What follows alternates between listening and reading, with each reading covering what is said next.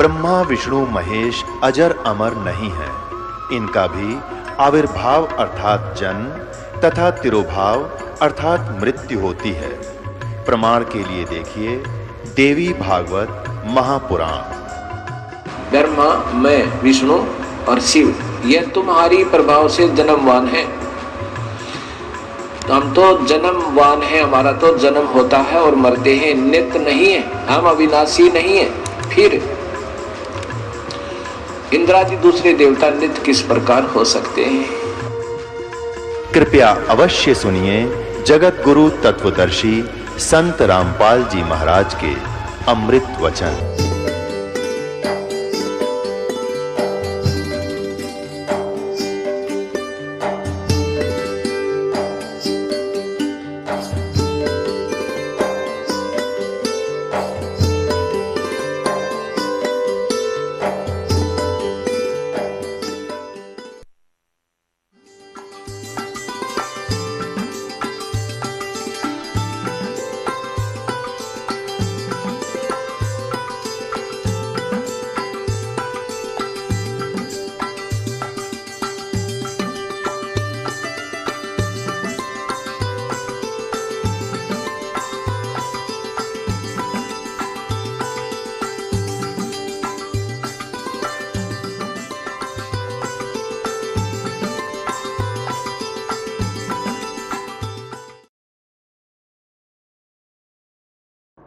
आपका जो पैसा दान आता है, यहाँ भंडारे खुले चलते हैं, कहीं शेड लगाया जाता है, पंखे लाए जाते हैं, आपके लिए सारी व्यवस्था होती है।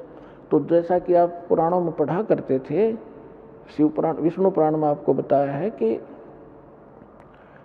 श्राद्धों के विषय में एक जानकारी दी है कि यदि कोई योगी को भोजन करा दिया जाए, योगी ये नहीं होता जो पेट का पानी लाकर दिखा दो ऊपर न पैर करके खड़े हो जाए, नहीं। योगी माने परमात्मा से मिलने की जो चेष्टा सद्भक्ति कर रहा है, साधक, सत्य साधक को योगी कहते हैं, भक्त। तो जो एक भक्त को भोजन करा दिया जाए तो 1000 जो ब्राह्मण बुला रखे हो ना सारा आदमी जीवने के लिए, उनका भी उद्धार करे और यजमान का भी करे और उन पितरों का भी करे जिसके लिए तुम प्रयत्न कर रहे हो। और यहाँ आप सारे योगी हो और यहाँ जो आपके निमित्त दान होता है, फिर आपको भोजन भंडारा होता है, तो इससे आपका भी उद्धार, आपके पितरों तक का भी उद्धार हो जाएगा। तो आपके द्वारा जो दिया गया दान है आपको यहाँ सफल करेगा। जैसे परमात्मा हर प्रत्येक ग्रंथ बताता है कि कुपात्र को किया हुआ दान व्यर्थ होता है और सुपात्र को दिया हुआ दान सफल होता है। फिर परमात्मा साथ साथ बताते हैं, एक यज्ञ है धर्म की, दूसरी यज्ञ है ध्यान, और तीसरी यज्ञ हवन की, चौथी यज्ञ परिणाम, और 5वीं यज्ञ है ज्ञान की। तो यहाँ 5 यज्ञ करवाए जाते हैं आपको। आप प्रणाम यज्ञ है, जैसे आप दंडोत प्रणाम करते हैं,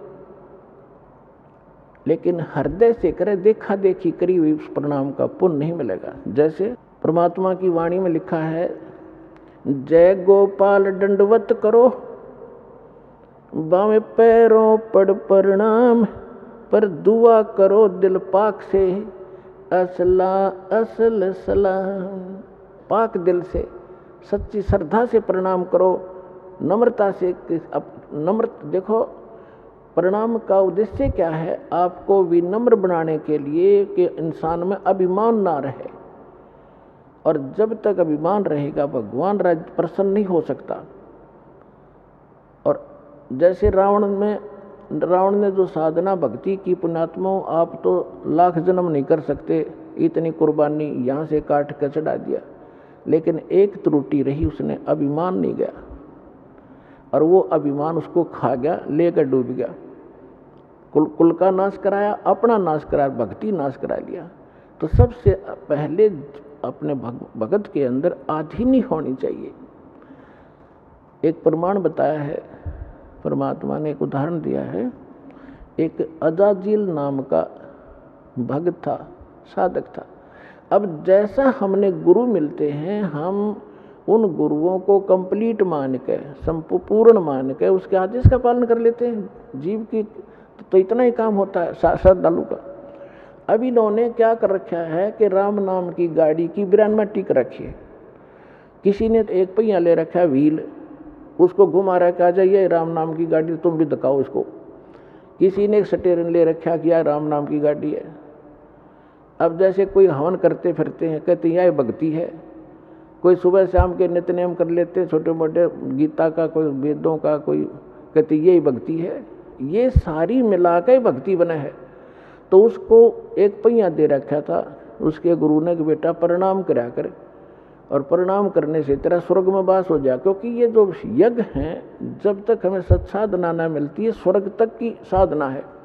लेकिन हम इन यज्ञों को स्वर्ग के लिए नहीं, अपने मोक्ष के लिए प्रयोग करेंगे।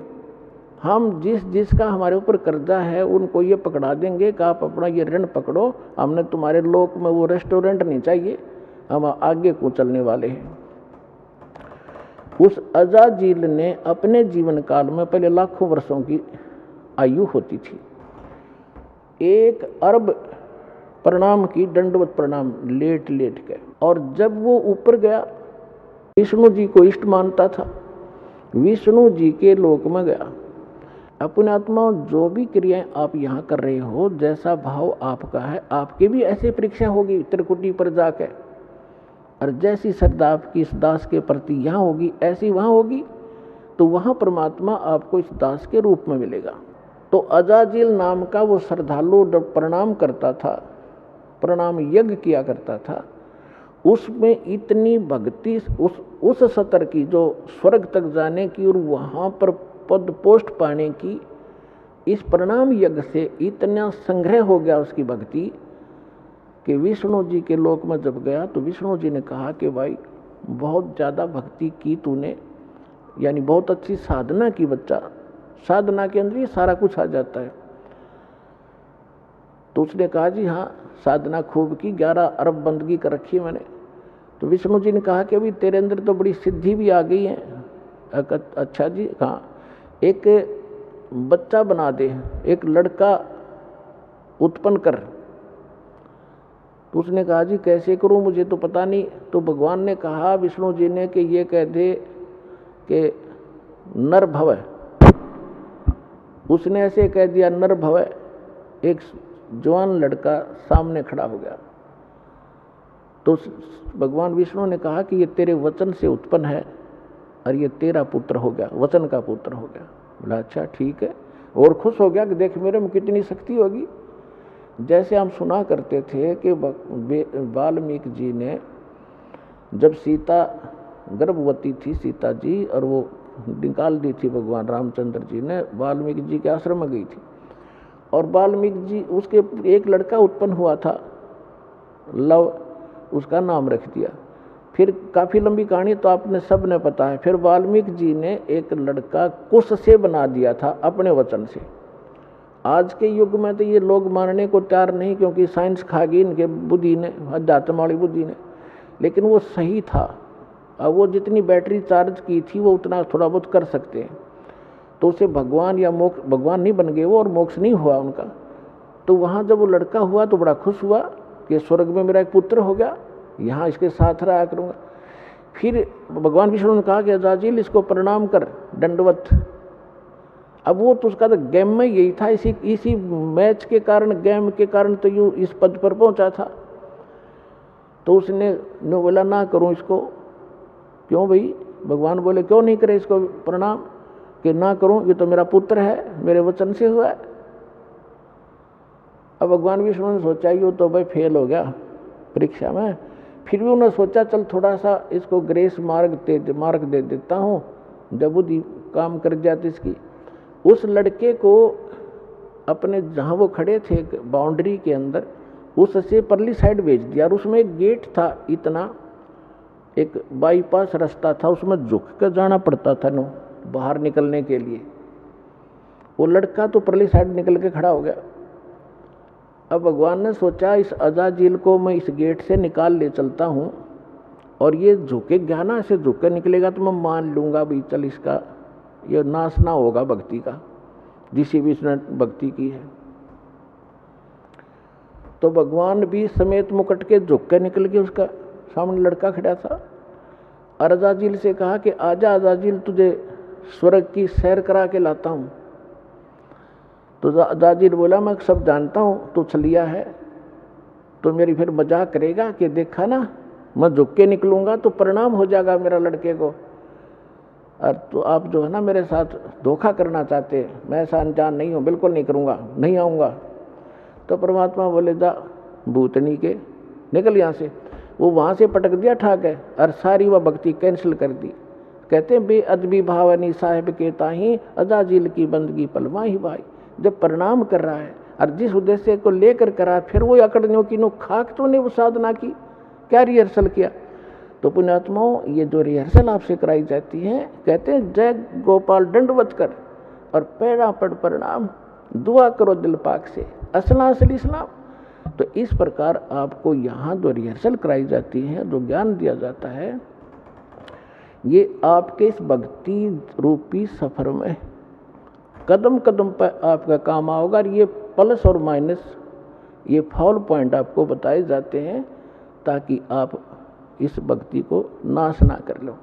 कहते हैं जैसे माता गर्भ को, जैसे माता गर्भ को रखे यत्न बनाए, ठेस लगे ते क्षण होवे तेरी ऐसे भक्ति जावे।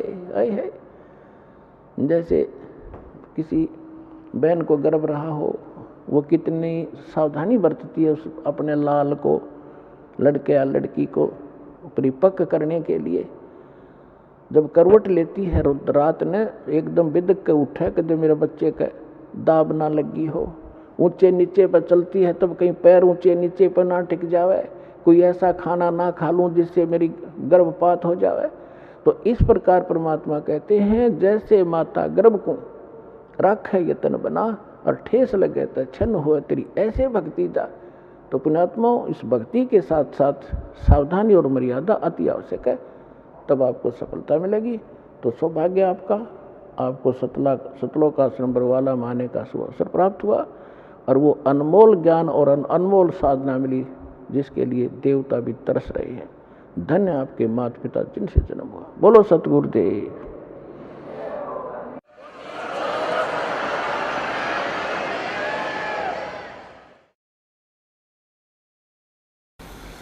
परम पिता परमात्मा पूर्ण ब्रह्म सारी सृष्टि के रचनहार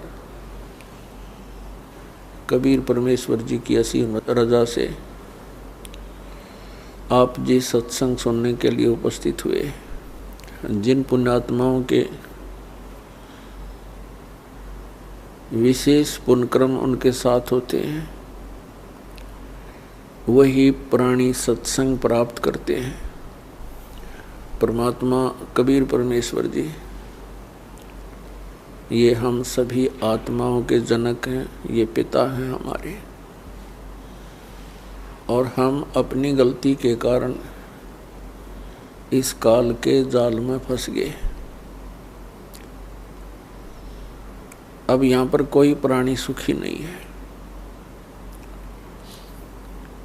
यहाँ तक कि स्वर्गलोक के देवताओं को भी चैन नहीं है।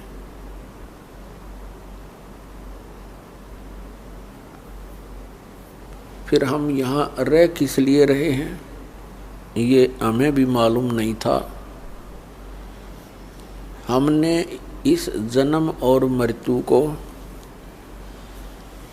और संतानों उत्पत्ति और परवरिश को, इनके पालन लालन को, विवाह को, बस इसी काम को अंतिम मान रखा था कि हमारा इतना ही कर्तव्य है, ये पूरा होने के बाद हमारी भले ही मृत्यु हो जाए।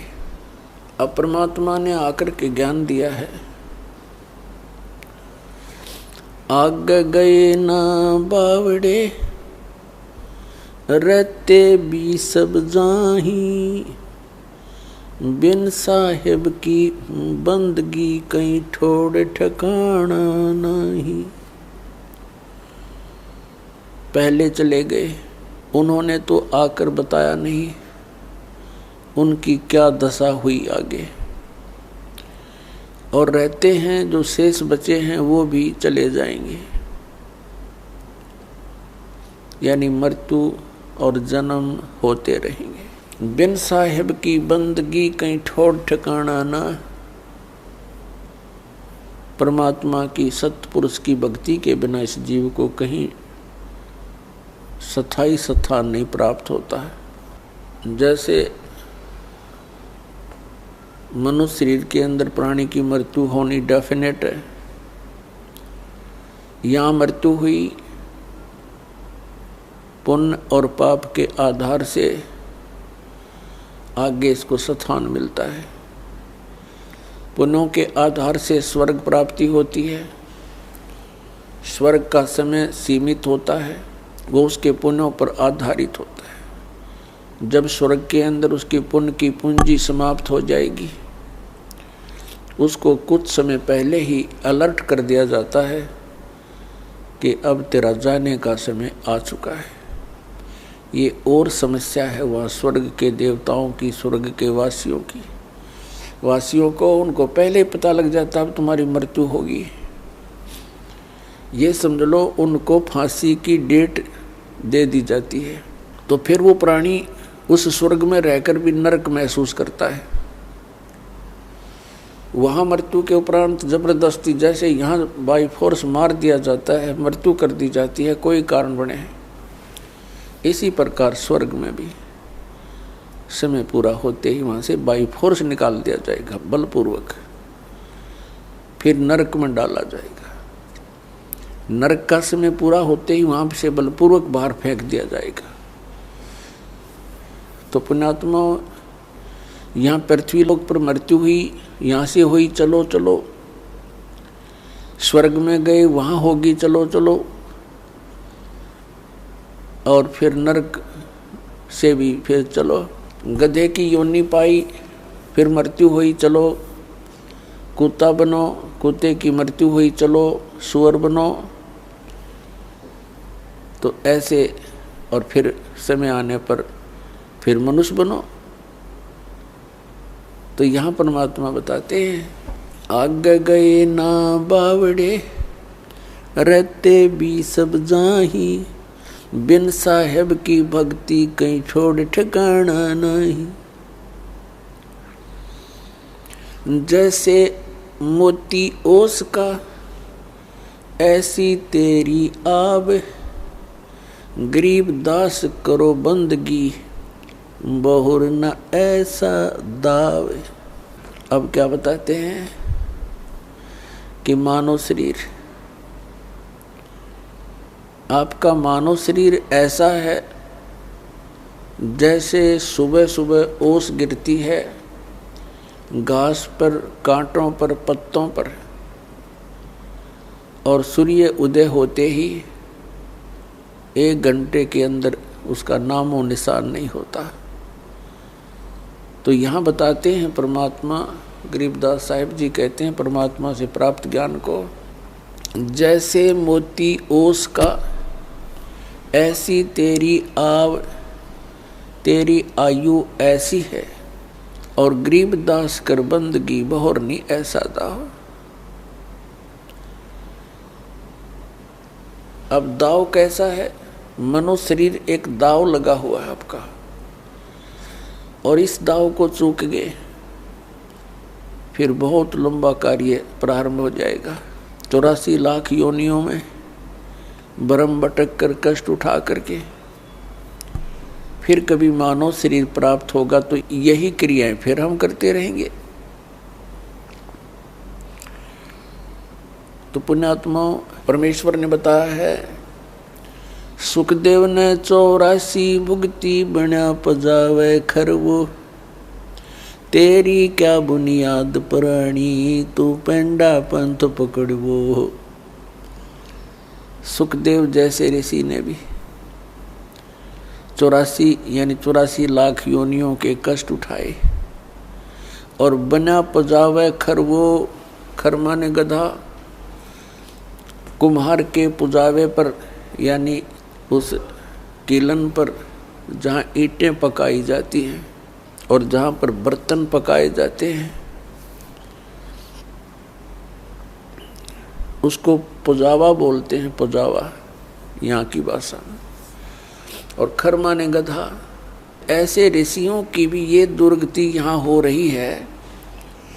तो परमात्मा कहते हैं तेरी क्या बुनियाद प्राणी, तू पेंडा पंथ पकड़े। वो पेंडा माने वो मार्ग, कौन सा मार्ग जिससे ये 84 लाख योनियों की ये भ्रमणा, ये कष्ट, जन्म और मृत्यु समाप्त हो जा। उस मार्ग को पकड़, उस ज्ञान को ग्रहण कर। उसके लिए श्रीमद् भगवत गीता अध्याय नंबर 4 के श्लोक नंबर 32 में कहा है कि अर्जुन, जो मैंने अभी आपको ज्ञान सुनाया अध्याय नंबर 4 के श्लोक 25 से लेकर 30 तक, जिसमें कहा गया है कि कोई तो देवताओं की पूजा करते हैं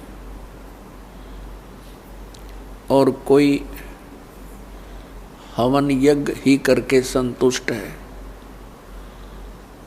और कोई योग अभ्यास करता है, कोई तीक्ष्ण अहिंसावादी व्रत रखता है, जैसे मुख पर पट्टी बांधकर नंगे पैरों घूमते हैं कि कोई जीव हिंसा ना हो जाए, और कोई स्वाध्याय करते हैं, जैसे कोई गीता जी का पाठ करता है तो कोई वेदों के कुछ श्लोकों का, मंत्रों का डेली स्वाध्याय करता है।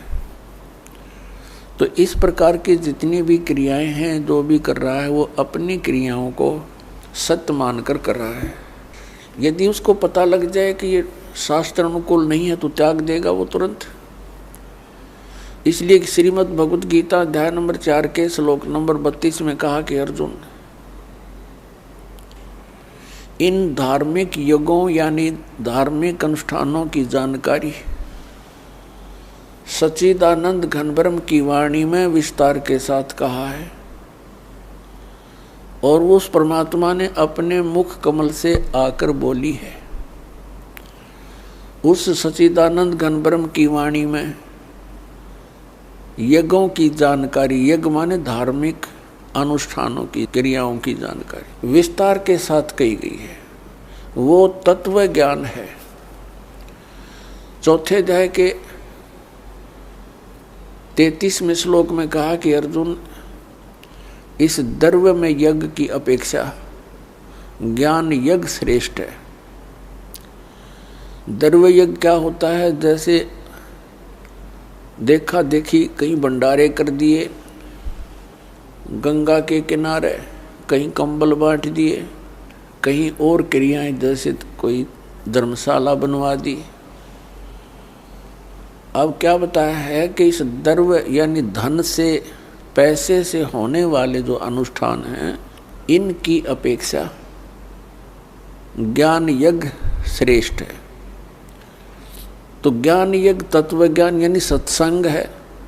सत्संग वो तत्व ज्ञान है जो सब सद्ग्रंथों के अनुकूल हो, वो तत्व ज्ञान है। और वो ज्ञान परमात्मा ही आकर देता है।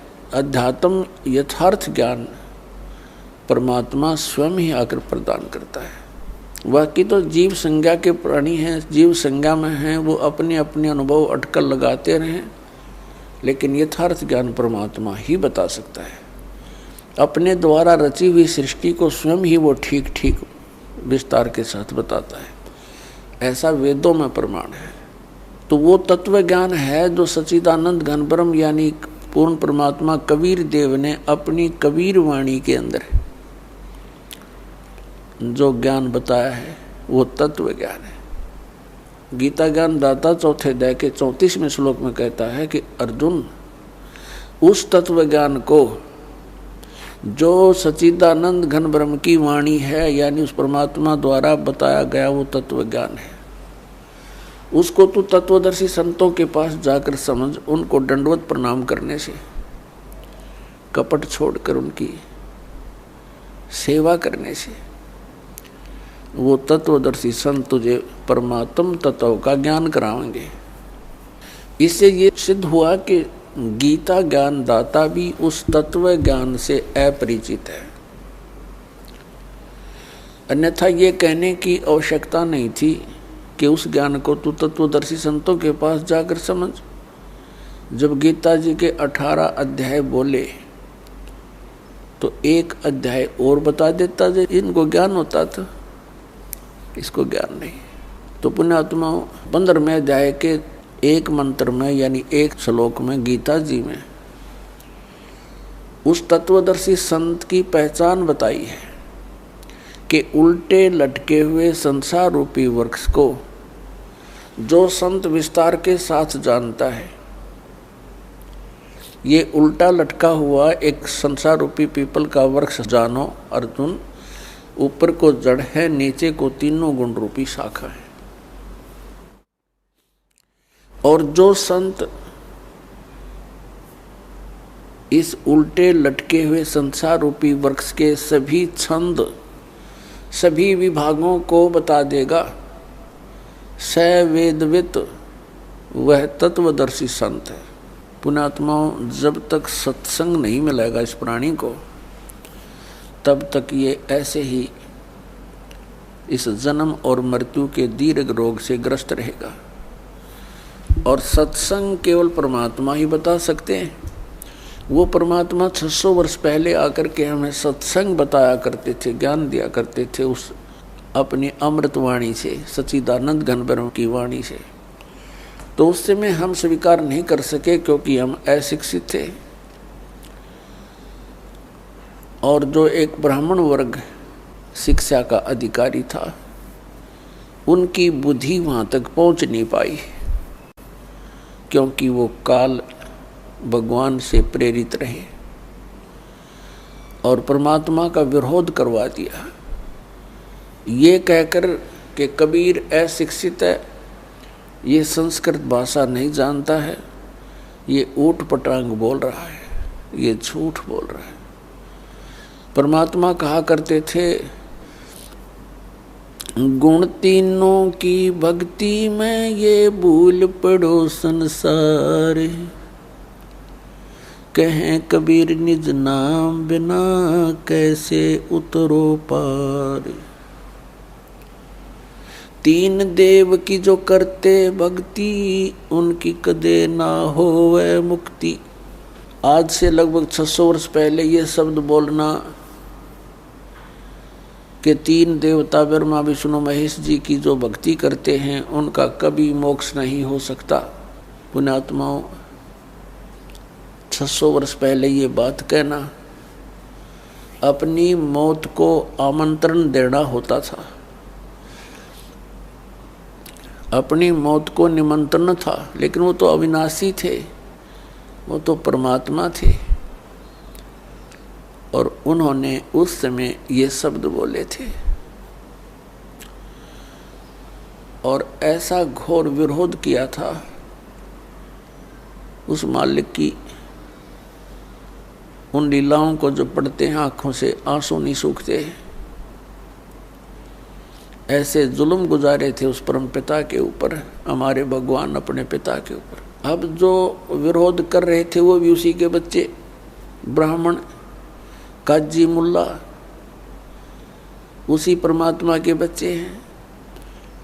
उस परमेश्वर ने किसी को भी दुराशीष नहीं दी, नहीं तो वो समर्थ शक्ति, वो हमारे पिता ना होते तो उनको बहुत कुछ दंड दे देते,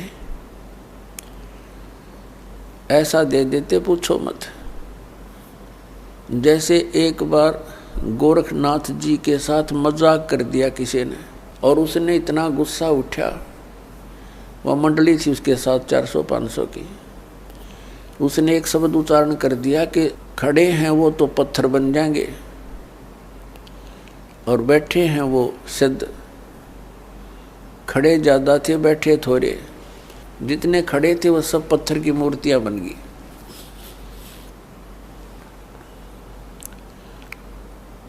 तो ये तो समर्थ हैं, कुछ भी कर सकते थे, लेकिन अपना पिता अपने बच्चों का अहित नहीं कर सकता, चाहे उसको वो कुछ भी कितना दुखी कर ले।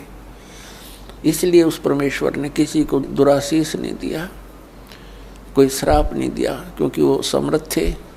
उनको मालूम है कि ये मेरे ही बच्चे काल की भांग पी के मेरे शत्रु बन गए। उसमें अपनी समर्थता का प्रमाण दिया। इसी सत्य कहने के कारण उस परमात्मा को जेरे कुएं में डाल दिया। एक बहुत पहले 200-200 फुट नीचे गहरा जल होता था कुओं में, और जेरा कुआं वो होता था जो नीचे से उसका पानी खत्म हो जाता था और काफ़ी गहरा हो जाता था। उसमें डाल दिया। ऊपर से झाड़, बोझड़े, कांटेदार छड़े, कंकर, पत्थर, रेत से भर दिया। एक शेख तकी नाम के एक जलील व्यक्ति ने, वो मुसलमान था, मुसलमान राजा दिल्ली का बादशाह सिकंदर लोदी था, और शेख तकी उसका धार्मिक पीर था सिकंदर लोदी राजा का। मुसलमानों को इकट्ठा कर लेता था, राजा के सामने नारे लगवा देता था, राजा पब्लिक को देखकर घबरा जाता था, और फिर वो मनमानी सजा दिया करते थे। कबीर परमात्मा कुएं में डाल दिया, भर दिया पूरा, और कुछ देर के बाद वो गए सिकंदर लोधी के पास। परमात्मा कबीर देव जी राजा के पास उनके महल में एक कमरे में विराजमान मिले, क्योंकि वो समर्थ थे, वो पूर्ण ब्रह्म हैं, वो समर्थ हैं। लेकिन उनकी लीलाओं को देखा जाता है, पढ़ते हैं तब रोंगटे खड़े हो जाते हैं। हमारे पिता हमारे हित के लिए आए थे, हम उनके शत्रु बन गए। तो उस समय हम अशिक्षित थे। अब परमात्मा ने सबसे पहले ये रजा बख्शी, हमें शिक्षित करवाया। पुण्यात्माओं 5500 वर्ष तो कलयुग बीत गया, और उससे पहले जालिए कितना समय 3 युग गए। केवल एक ब्राह्मण वर्ग ही शिक्षा का अधिकारी था और कोई शिक्षा नहीं ग्रहण करता था, क्योंकि यह शिक्षा अच्छी नहीं है, यह बेईमान बनाती है प्राणी को। ये पाप करने से फिर हिचकता नहीं है व्यक्ति। यह शिक्षा गई ब्राह्मण समाज में। इस शिक्षा को इन्होंने रोजी रोटी का धंधा ही बना लिया, और पाप के भागी बनने लगे। अब शिक्षा आ गई सब समाज में। कितने चतुर बन गए हम भले ही ऊपर से कितने शिष्ट नजर आते हों, सुंदर कपड़े पहन के, बढ़िया कोई ठिकार लेके, अंदर से कति खोखे और खोखले हुए पड़े हम। हमारे विचार वो नहीं रहे जो हमारे दादे और परदादा के हम देखा करते थे। कितनी इंसानियत थी उनके अंदर। अब पुण्यात्माओं, हम जैसे वर्तमान के मानव से भी हमारा पाला पड़ा है, और आज से 55 वर्ष 50 वर्ष पहले जब हम कुछ जानने योग्य हुए, वो समय भी हमने देखा है।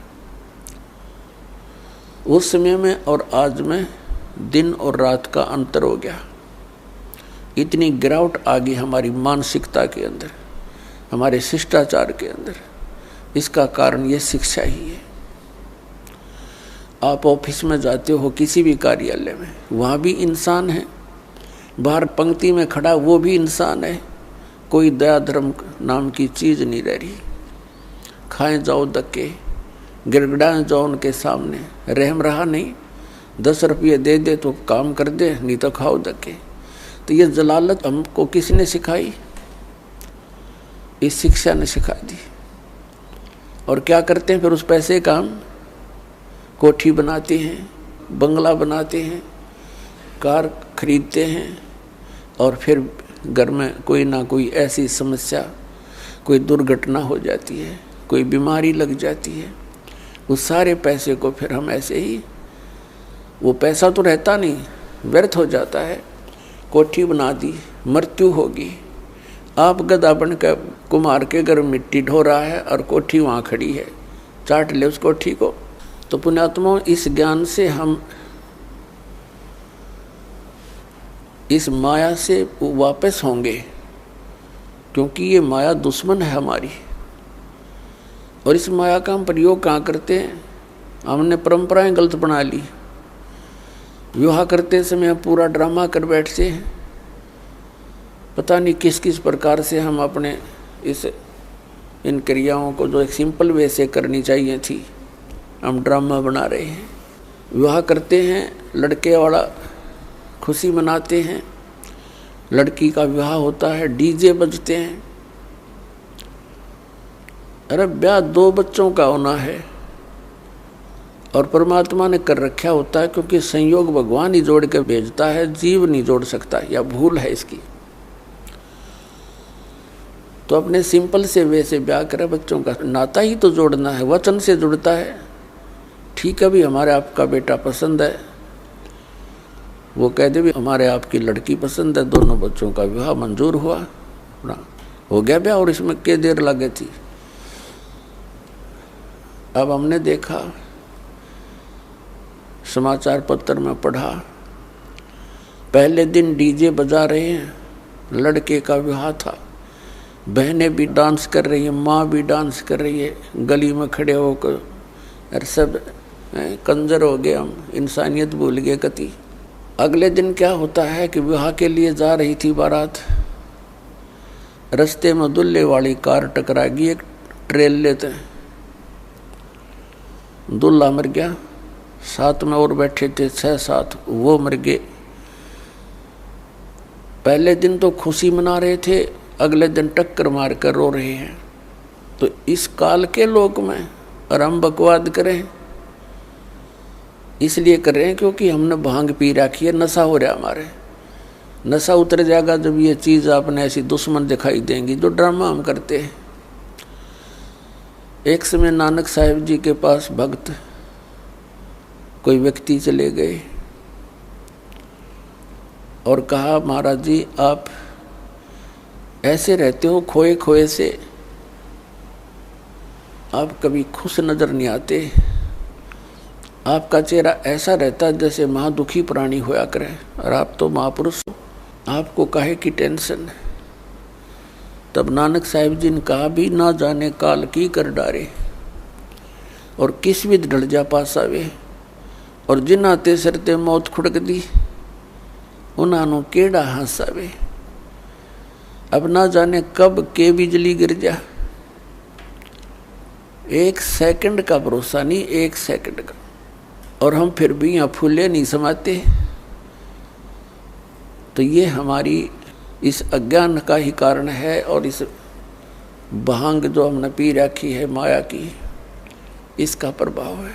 ये सत्संग से, परमात्मा की भक्ति से ये एंटीबायोटिक है, इस भांग का नशा उतर जाएगा। ये उतरने के बाद देखना फिर कितना आपका वजन हल्का होगा,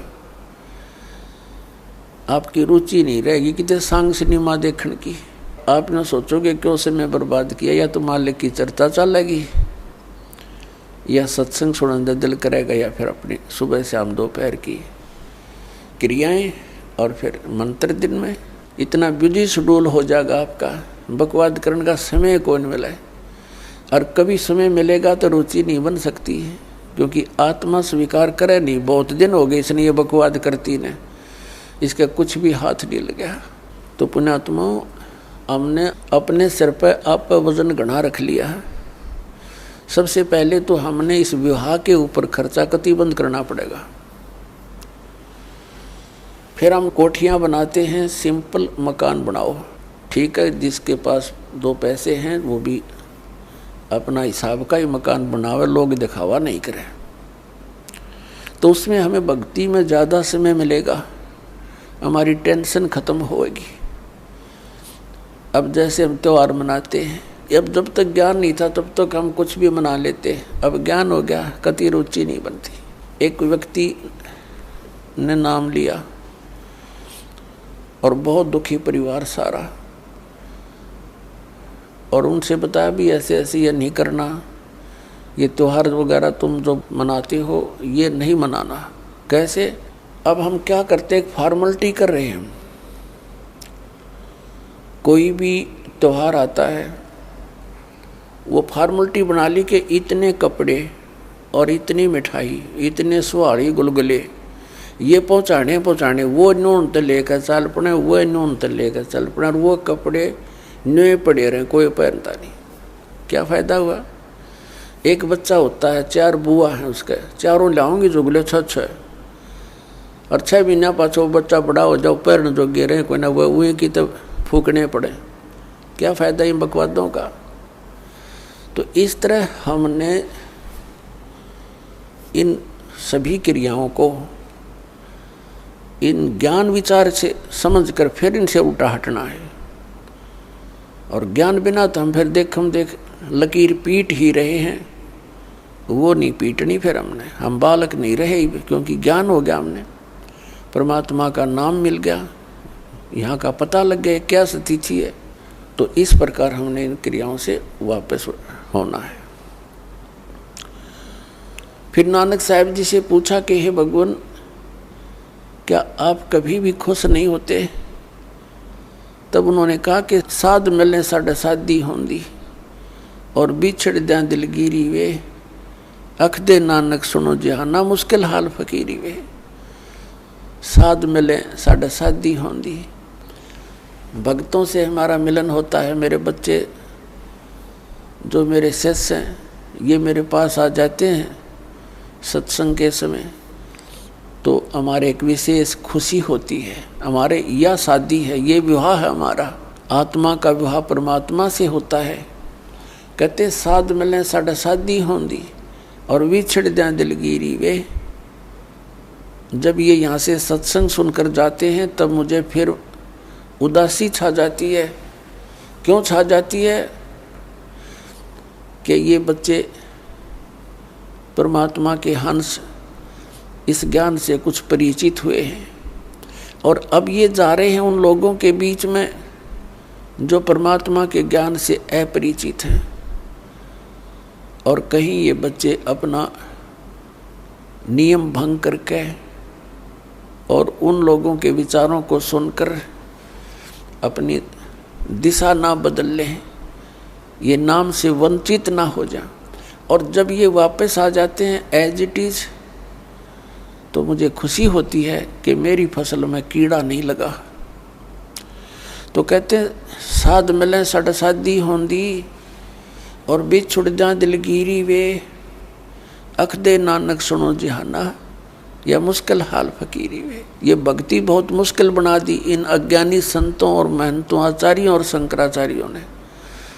परमात्मा से दूर कर दिया हमारे को, तत्व ज्ञान रहा नहीं, सदग्रंथों का ज्ञान हम तक पहुंचा नहीं, लोक वेद बना करके हमारे को ऐसे दंत कथाएं सुनाती जिनका कहीं कोई सिर पैर नहीं। तो पुण्यात्माओं, अगर आप खुशी मनाओ तो उस दिन की मनाया करो जिस दिन आपने नाम मिला।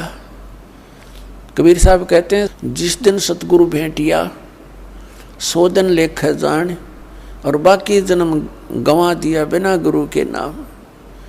जिस दिन आपको उपदेश मिल गया आपका वो जीवन मनुष्य का, उस दिन से जन्म समझ लेना। उससे पहले आपका मनुष्य जीवन नहीं था, लेकिन शरीर बेशक मनुष्य का था। जा दिन सतगुरु भेंटिए 100 दिन लेख जान, बाकी समय व्यर्थ गया तेरा बिना गुरु के नाम। तो पुण्यात्माओं, परमात्मा की कृपा से आपको ये सत्संग मिला है, तो सबसे पहले मालिक ने हमारे को शिक्षा देनी पड़ी, और इस शिक्षा के बिना हम भगवान को पहचान नहीं सके थे। उनको मालूम था कि ये खूब बिगड़ेंगे, शिक्षा होते ही ये खूब अवाम उड़ेंगे, वैज्ञानिक पाक गए गॉड गिवन मटेरियल पर अनुसंधान करके ये भगवान से दूर करने लग गए, आप भी होने लगे। कहीं भगवान नहीं है, एक विश्व नियम है, एक एलिमेंट खोज लिया है, उससे सब कुछ बनता है। वो एलिमेंट किसने बनाया?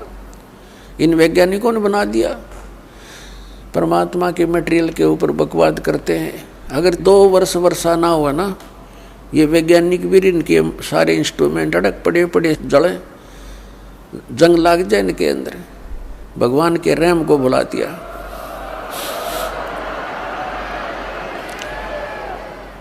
भगवान से कोसों दूर कर दिया हमारे को, और क्या बनाया इन्होंने? परमाणु बम बना लिया अपना नाश करने के लिए। है तेरा गजब है।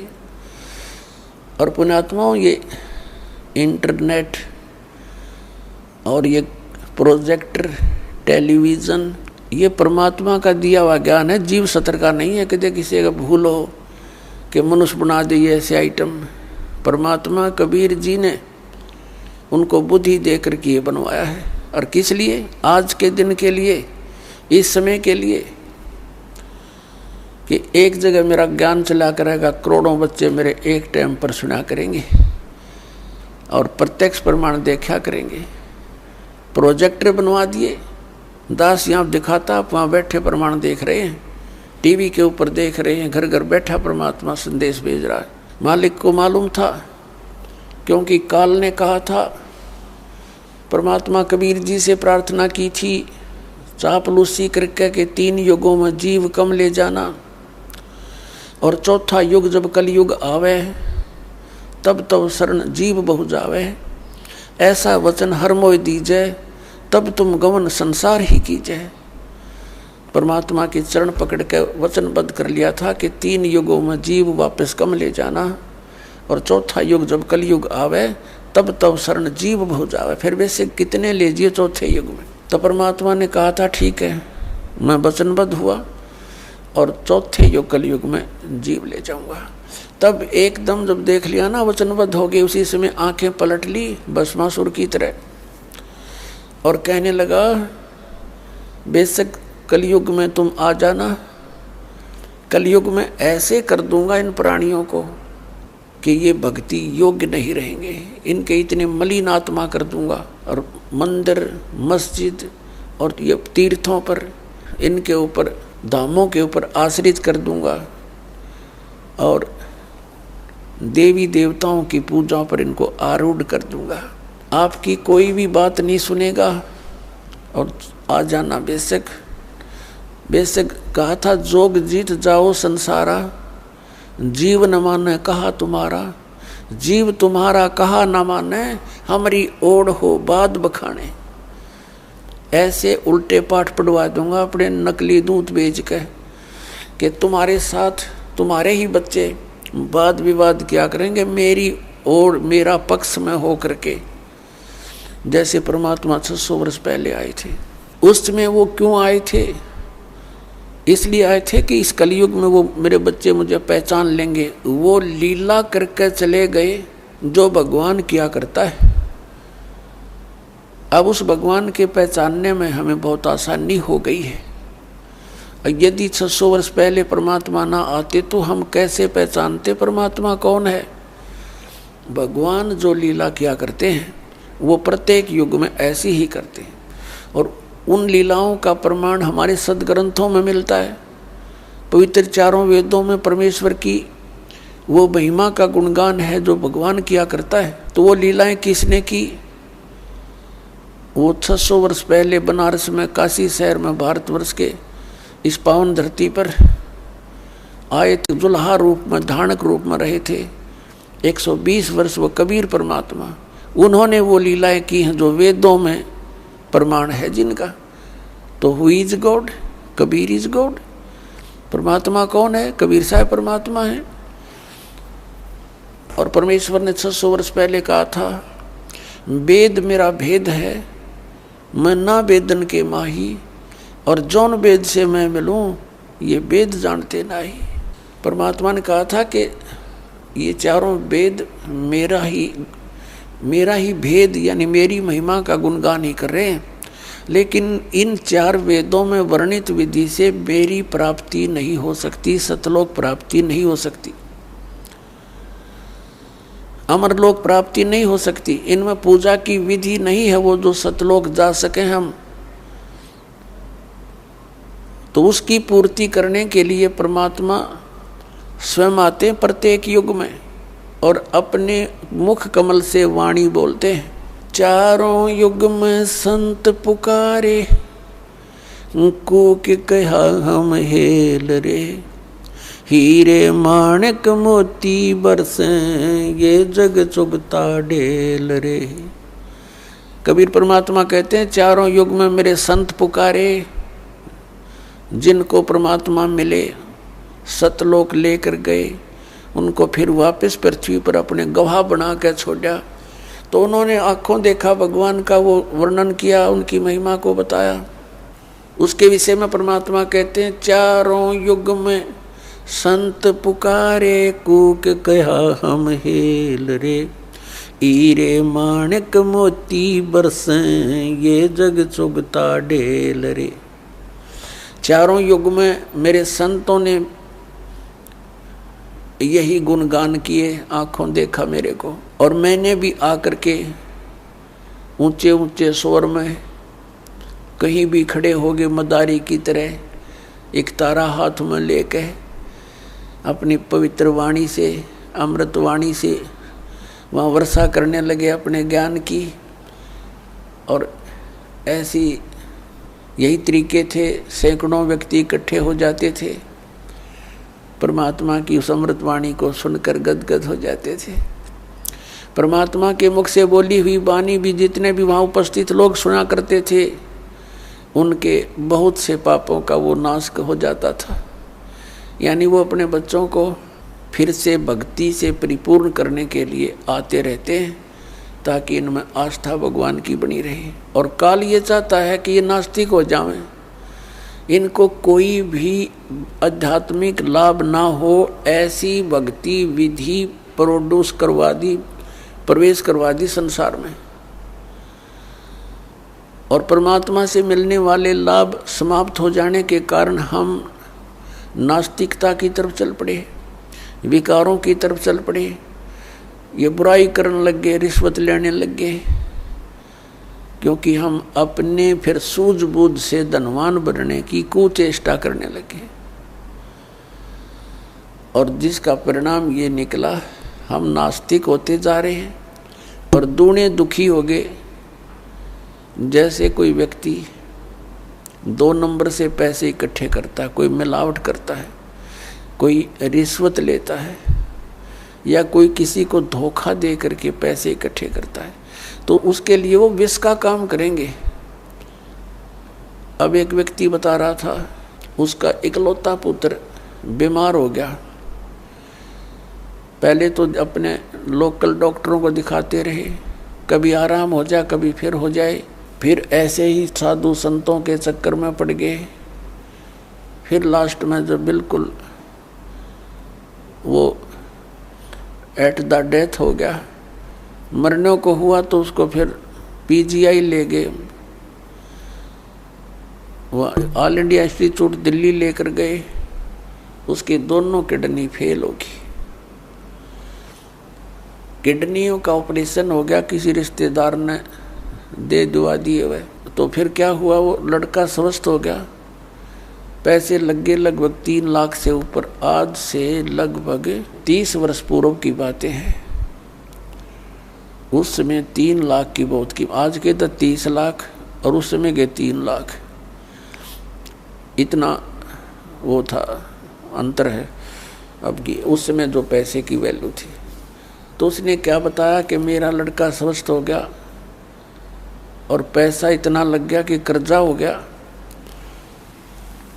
शादी विवाह की तैयारी कर रखी थी, विवाह से कुछ समय पहले ही दुर्घटना यानी बस एक्सीडेंट में मृत्यु होगी। अब वो इस सत्संग को सुनकर आंखों से आंसू निसूख रहे थे उस व्यक्ति के, और अपने आप को कोस रहा था कि मुझे तो थोड़ी सजा मिली भगवान, मैं इतना नीच व्यक्ति था। अपने बच्चे को सुखी करने के लिए, इसको कार और कोठियों में देखने के लिए मैंने ऐसी गलतियां की कि अब मेरा कलेजा फटकर आता है। 2 लाख रुपए कमाए होंगे 5-10 वर्ष में, 2 नंबर का काम करके, 2 नंबर का काम क्या था कि उस समय ये कैसेट, ये टेप चले थे, टेप रिकॉर्डर से चले थे, और उनकी जो रिफल होती थी वो कैसेट, वो कहता मुझे 2 रुपये में पड़ा करती, सारी थोक का बाला करता तोल के भाव से, और वहाँ बना कर नकली और ओरिजिनल कवर के अंदर भर देता था। मुझे 2 रुपये में पड़ा करती वह सारी, और मैं 32 रुपये में बेचा करता, और वो जाते टूट जाती, मेरे पास आते मैं फेंक देता, मैं क्या करूं। और आज मुझे वह सजा सही मिल गई। तो पुण्यात्मा, अब उसको बताया गया, सत्संग में बताया जाता है कि जो पैसा आपने 2 नंबर से कमाया वो पैसा तो रहा नहीं, आपके पास क्या रहा, वो पाप रह गए जो आपना भी भोगने शेष है, और पैसा चला गया। तो पुण्यात्माओं, जब आपको ज्ञान होगा, ये कोई बालकों की बताई हुई बातें नहीं है, ये गॉड गिवन परमात्मा का दिया हुआ विधान है, उनका बताया हुआ ज्ञान है। ये कोई डूम बाट के गीत नहीं है, किसी ने स्वार्थवश गा रखे होंगे। परमार्थी परमात्मा ने सतपुरुष कबीर साहब ना कर ये विधान बताया है कि बच्चों, तुम विष खाना छोड़ दो, यदि यहाँ भी सुखी रहना चाहते हो जब तक तुम्हारा जीवन शेष है। और अनजान बच्चे ही गलतियाँ किया करते हैं, जब समझदार हो जाएगा ना फिर इसका हाथ नहीं लगा सकते। जैसे छोटा सा बच्चा सर्प को भी पकड़ लेता है और उसको डस देता है, वो मर जाता है, उसको ज्ञान नहीं कि कितना भयंकर जानवर है। और जब वो बड़ा हो जाता है, उसको उस जानवर के बारे में जानकारी हो जाती है कि ये तो बड़ा खूंखार है, इसके निकट भी नहीं जाना चाहिए, तो फिर वो दूर से ही सर्प को देखकर भाग लेगा, दूर औरों को भी कहेगा इधर मत जाना, सर्प है सर्प है। और पहले वो घिसरते घिसरते उसको पकड़ लेता है, क्योंकि उसको पता नहीं, ज्ञान नहीं, ज्ञान बिना डर नहीं होता। तो तत्व ज्ञान से आपको डर बनेगा। फिर उसके बारे में बताया है कि जैसे किरका जहर का रंग होरी हो, कहो कौन तिस खावे राम रंग होरी हो। जैसे विष का यानी जहर का एक कण भी पड़ा हो कहीं पर, और ये पता लग जाए ये कण विष का है, कहते उस कण ने भी कौन खावे। किरका छोटा सा कण, और ईब हम बोतल की बोतल पीवा जहर की, यानी कुछ भी ठा जा कोई आंट रही ना। बताओ, किसी क्षेत्र में देख ले हाहाकार मची हुई है, किसी भी फील्ड में जाके देख लो, इंसान को संतुष्टि संतोष रहा नहीं। तो यहाँ फिर पता लगेगा कि जैसे किरका जहर का रंग होरी हो, कहो कौन तिस खावे राम रंग होरी हो। यानी हम धन इकट्ठा करते हैं खुशी मनाने के लिए, तो परमात्मा कहते हैं खुशी तो आपको परमात्मा के रंग में रंगे जाओगे ना, तब ये खुशी होगी, होली होगी आपकी, असली होली फिर होगी, और रोज होगी आपका होली फिर हुआ। इस प्रकार ये ज्ञान होने से पुण्यात्मा हम बहुत से पापों से वैसे ही बच जाएंगे और फिर परमात्मा पाएंगे। तो पुण्यात्माओं प्रसंग चल रहा है कि परमात्मा की भक्ति ना करने से मानव कितना दुखी हो रहा है। श्रीमद् भगवद गीता अध्याय नंबर 4 के श्लोक नंबर 32 में कहा है कि वो सच्चिदानंद घन ब्रह्म ने अपने मुख कमल से जो ज्ञान दिया है वो तत्व ज्ञान है, वो तत्व ज्ञान है जिससे आपका मोक्ष होगा।